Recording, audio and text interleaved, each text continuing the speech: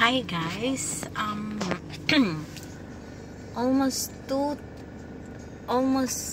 what it is, 11:30, and nandito kami sa daan pauwi.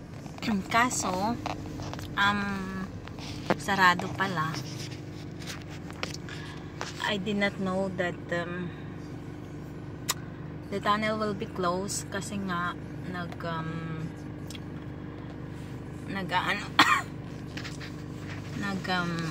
nag-aayos ng kalsada. Normally, nagte-text sila at sinasabi na sila ay close. Ganyan. Pero ngayon, hindi. Wala akong na-receive. And yan, look at the surroundings. Ano na siya? 11:29. Almost midnight. Pero ganito pa rin kaliwanag. Kasi, pag summer, ganito talaga. Halos walang gabi. So, maganda. Kaso, very, siya sa akin, pabor. Kasi, yung trabaho ko pang gabi. Tapos, sa winter time yun ang malala. Parang 2 or 3 in the afternoon, siya, gabi na. So, puro gabi naman, nakaka-depress. Pero kapag summer, ganito. So, andun yung dagat. Look at it, guys. Nandun yung dagat. Pero medyo mahangin. Ang ganda ng ang ganda ng panahon. So medyo mahangin. Put natin ng park kasi tayo.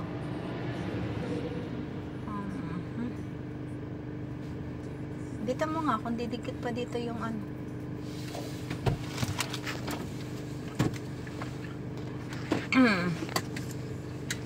parang biglang dumilim.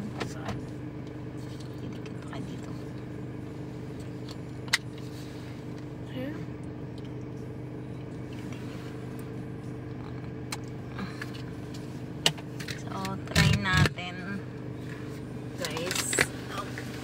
Paano nga to? So, lagay natin sa YouTube na ayan na makabit. Uy. So, mag-aanan na tayo.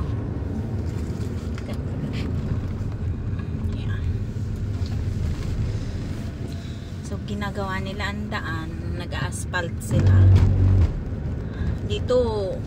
Kanina hindi pa to ganito, pero ngayon finish na sila doon sa right side. Right nga ba ya? Right side. So kaya nagsasara. So bukas ayos na to. Hindi katulad yan sa atin sa Pilipinas na sinisira nila ang daan tapos hindi naman nila inaayos. So dito, magdamag nila yung aayusin. Actually, parang 2 araw na nila yung ginagawa. Mainit pa yung asfalto kaya iisang daan lang ang pinapadaanan nila. Kasi hindi maganda sa tires ng sasakyan. Ayoko nang nagda-drive ng ganito kasi hindi ako komportable, pero wala naman akong choice. The good thing is hindi ako yung nasa unahan. Kasi kung ako yung nasa unahan, lagot na. Kinakabahan ako pag ganon. So, ganito kaganda dito. Alam nyo ba, kaninang umaga may kwento ko. Kanina normally kasi yung mga turista nakikisakay sa mga locals kung tawagin nila kami dito, yung mga nakatira dito. So there is one woman na nag-asakin if pwede daw siyang makisakay papunta ng Hound, papunta ng city. Kasi galing siya doon sa hostel, doon sa may amin. Tapos naiwan siya ng bus. So, okay lang naman. Normal sa akin yung nagsasakay ako ng mga tourist. So, ginagawa ko yan for so many years. Kasi kanina nga tinanong ako nung Vietnamese siya, pero nakatira siya sa Texas, United States. So yung biyahe ay almost 1 hour. So nagkwentuhan kami. Tinatanong niya ako kung ano daw, kung ilang taon na akong nagsasakay ng ganyan, kung hindi daw ako natatakot. Actually, matagal na ako nagsasakay ng mga tourist, like I've said. Pero kasama ko si Lizzie or si Kuya, kapag solo ako, I'm not comfortable. Hindi ako nagsasakay, lalo't lalaki. So kanina babae naman siya, kaya okay lang. At saka nakita ko sa mukha niya na parang siya on panic or something. So isinakay ko na. Tapos sabi niya sa akin, dun daw sa hostel nibook na niya tapos dun siya. Tapos natatakot daw siya kasi hindi siya binigyan ng susi. So nag-aas daw siya ng susi. Dito kasi normal na nakabukas ang pinto ng bahay. Pero kasi daw, sabi niya, dun daw sa Texas, maraming magnanakaw. Tapos, din, yung very dangerous place. So, nauuso daw sa kanila yung camera sa pintuan para daw sila'y safe, or makikita kagad nila yung camera na nakakonect sa kanilang phone. So, para makita kaagad nila if there is dangers or something na papasok sa kanilang bahay. Tapos, nagulat ako. Sabi ko, ganun sa Texas, sa US, kasi normally, a lot of people gustong pumunta ng USA. Kasi sa tingin nila, maganda doon. So, ako din, sa isip ko, maganda yung US. Tapos, ang dami niya, sabi niya, no, maganda kung mayaman ka, pero kung sa katulad nila, sila kasi, nasa middle class, so, they are fine, they are okay, pero hindi sila good, yung kanilang pamumuhay, sabi niya na ganan. Healthcare, they pay a lot on insurance, while dito libre. Tapos yung sa school, tapos daw yung dentist, ganyan. Tapos madami daw tao na nakatira sa trailer. Meron daw dong trailer park. Tapos doon nakatira yung mga tao. Ang dumi daw doon, madami daw dong rats.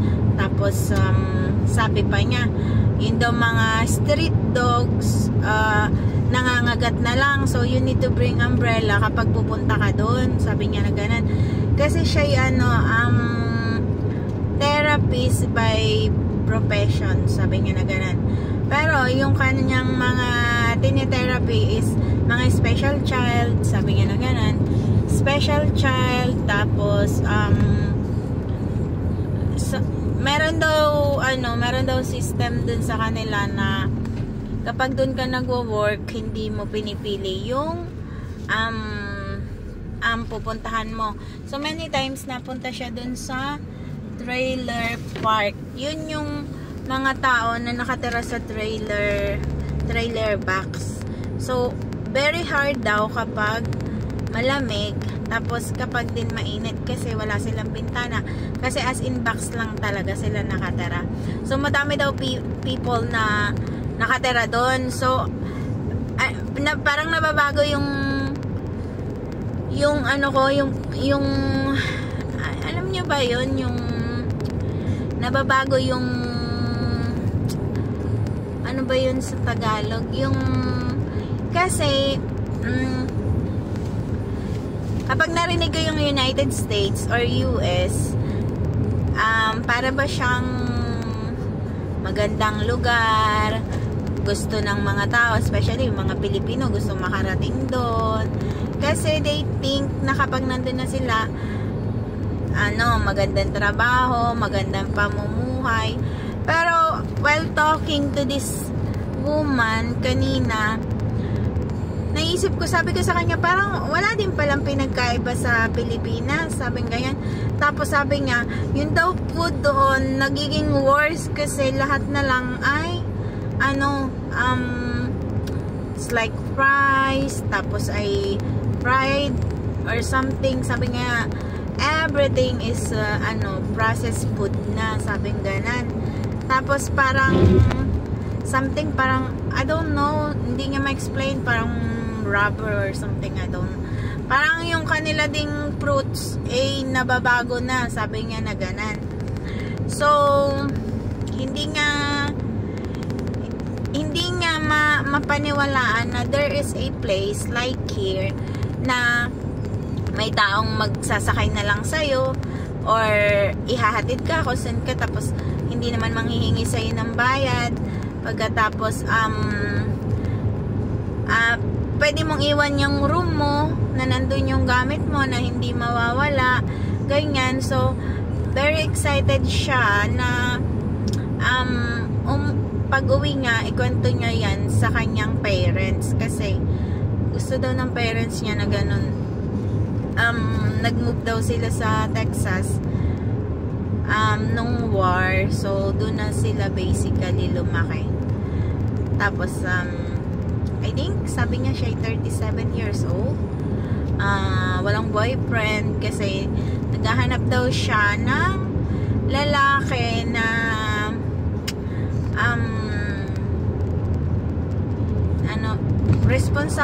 responsable kasi mahirap daw yung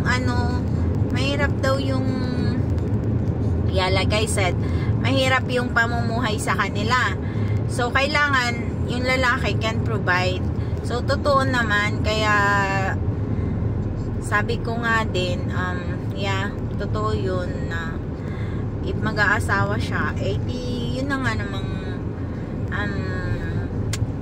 makakatulong sa kanya, kumba. Tapos ano pa nga ba sabi niya? May sinabi siyang very parang napaka-interesting para sa akin. Isipin ko nga kasi ang haba na napagkwentuhan namin. So ayun, minsan daw kapag daw halimbawa daw sa kanila mag-aasawa siya tapos mabait yung kanyang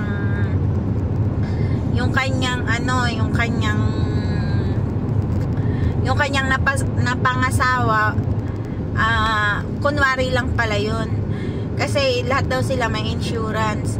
So pwede ka daw i-insured nung iyong asawa or taas yung insurance mo, tapos kapag ganon, it's like after 2 years they can do something bad to you, tapos sa kanila mapupunta yung insurance if something happened to you. So ganon daw ka-dangerous yung lugar nila. kaya kanina yung ding mother niya, yung mother niya parang 66 tapos yung father niya 70. Kasi sila daw ay 7 siblings, tapos siya yung bunso. So tumatawag kanina yung yung kanyang parents, tapos pinapicturan yung car ko. Kulang na lang ako pati picturean, pero sabi ko no, ayoko magpa-picture, sabi ko na ganan. Tapos yun nga, siya very amazed na meron pa palang lugar na katulad dito. So well, basically risk of particle, basically Pearl Island is really nice place, safe place, and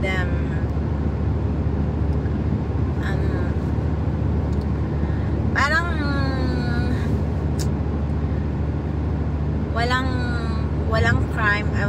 there's crimes but hindi siya ganun kalala. Tapos kasi hindi ka naman makakatakas dito. You do something, ang dadaanan mo lang ay dagat at saka airplane. Sa aeroplano hindi ka naman makakalusot. Sa dagat, well, saan ka pupunta, mamama? Baka kung anong mangyari sa'yo kung ikaw ay maglalangoy nan lang. So is it so, it's not so easy to do something bad here. Kaya ano siya, very amazed sa lugar na to. Kaya yun, nakwento ko lang kasi nga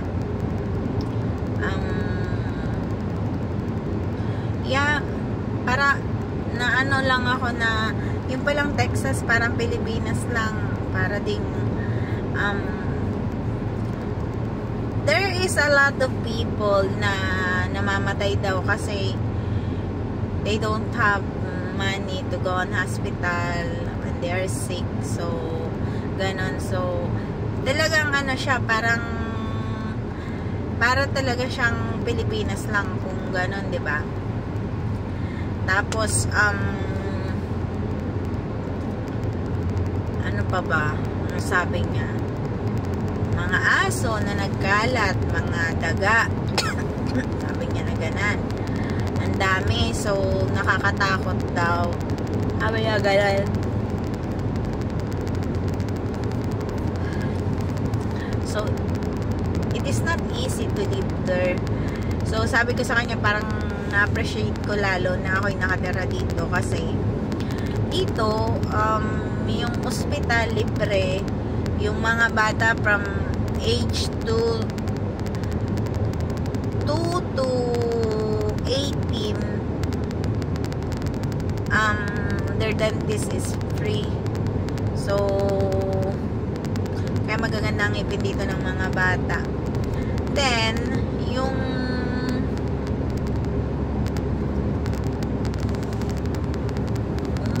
naalala ko yung susi ng isang car kung nasaan, ay parang nando sa akin ano. Then kapag need mo ng brace, lalagyan ka nila ng brace for free, ganyan. Tapos ang school free din. Well, yung Batnagar is not free, pero kapag ikay single mom, free na yon.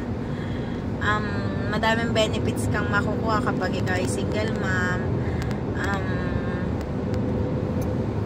So yun na nga. Oh guys, unti-unti nang dumidilim.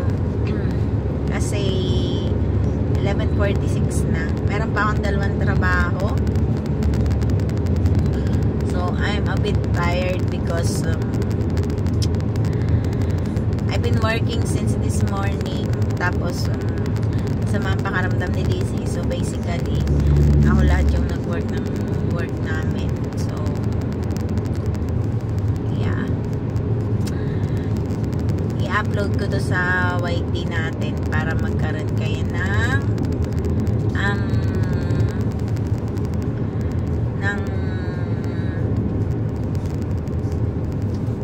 pang premiere. So maano nyo, mapanood nyo.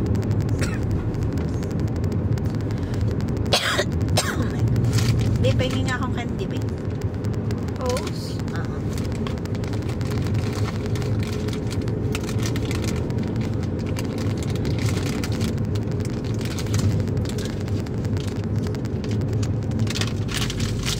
So maybe I finish 1:30.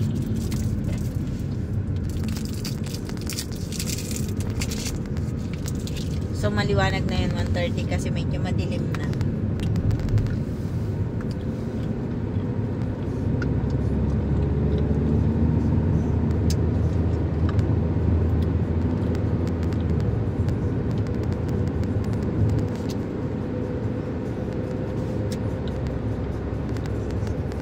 Parang magalaw yung camera, pero tingnan natin.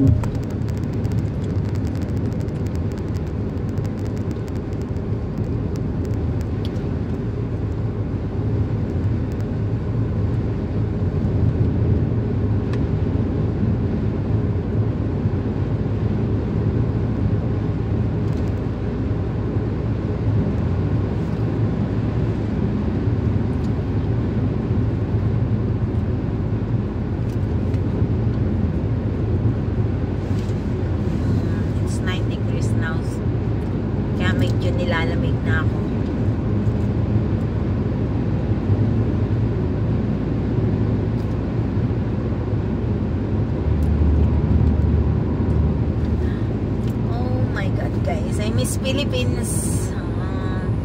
Kung nasa Pilipinas ako, ako'y nakaupo lang. Pinagdadrive ako ni Eunice or ng kapatid ko. So, here I need to do everything by myself.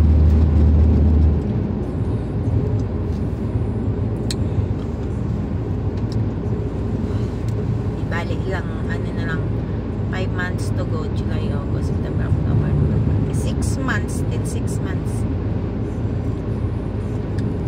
But I'm so excited sa concert na papanoorin namin this Saturday. My God, guys.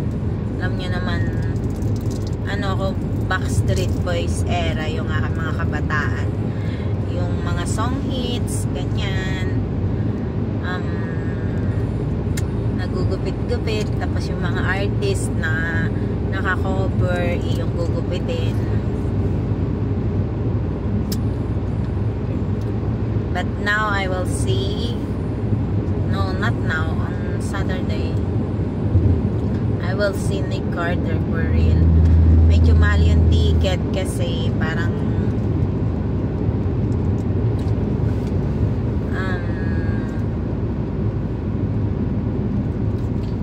mahal yung ticket, basta kulang-kulang 20,000.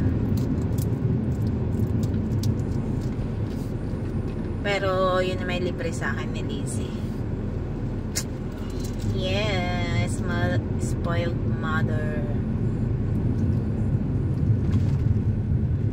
So I was thinking kung anong outfit ko sa Saturday. Maybe ano siya, dark makeup. Dark makeup, tapos ano kaya? Hindi ko din alam. We will see. Curly hair, dark makeup, tapos naka miniskirt ka, black stockings, tapos naka shoes kang mataas, tapos ka-leather kang jacket. Syempre, ano siya, kakanta ka dun. I'm really excited and thinking, what should I wear? So, sunduin natin guys ang nanay kasi sasamahan daw niya ako sa dalawa kong work. Kasi sabi ko, ipauwiin ko na si Lizzie. Kasi nga, meron siyang sakit and meron siyang work bukas. Sa tingin mo, makaka-work ka baby tomorrow?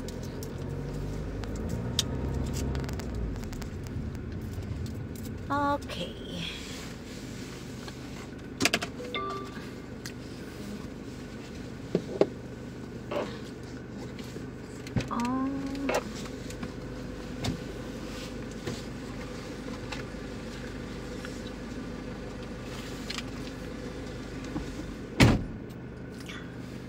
So, goodbye na muna guys.